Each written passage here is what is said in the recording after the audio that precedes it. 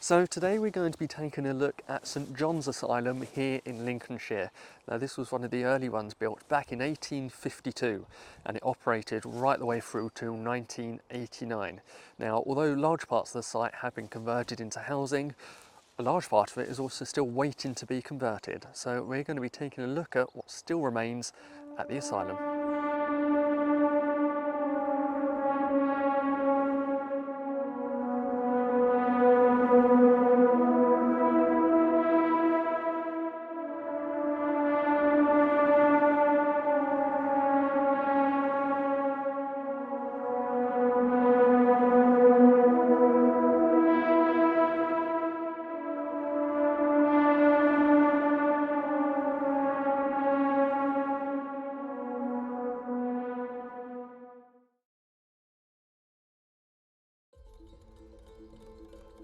Known as St John's Hospital in its latter years, it was opened as the Lincolnshire County Lunatic Asylum in 1852, a Victorian asylum which held 250 patients.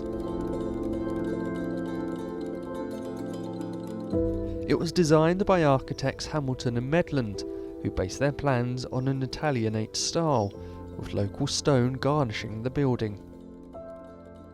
Like traditional asylum plans, men and women were separated, with men's wards on the west and women's on the east. A grand hall was placed in the middle, and the grounds had a dedicated gardening team. At the turn of the 20th century, over 750 patients were at the hospital. Most of them would be there for years. The majority of patients would normally share dormitories, but unruly or dangerous patients could be sent to solitary confinement.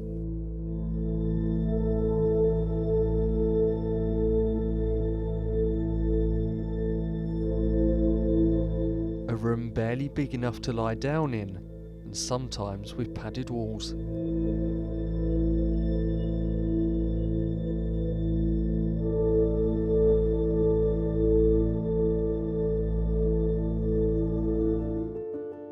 The asylum changed names 3 times in the 20th century in order to distance itself from the stigma associated with Victorian asylums, and it was ultimately known as St John's Hospital.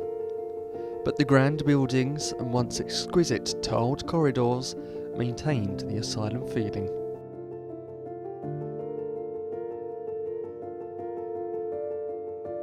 Many of these institutions started to close from the 1980s, and St John's closed in 1989 after 137 years, and the land and buildings were sold for housing. Many of the newer wards were demolished, however the majority of the hospital is Grade 2 listed and was set to be converted into housing. However, 34 years later, and a large amount of the site is still sitting derelict.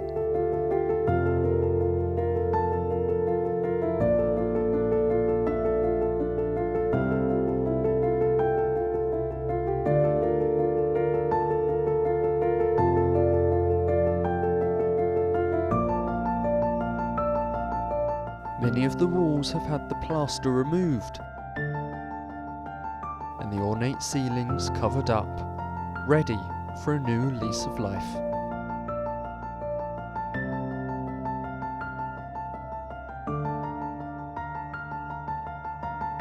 So we've just finished our explore of the asylum, and wow, that was an amazing building. It was massive.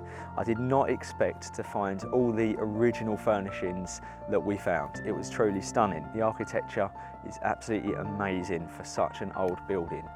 So I think we're going to call that a wrap for today, but if you like what you've seen here today, please do visit beyondthepoint.co.uk, subscribe to the YouTube channel and stay tuned for future adventures wherever they may take us. Bye for now.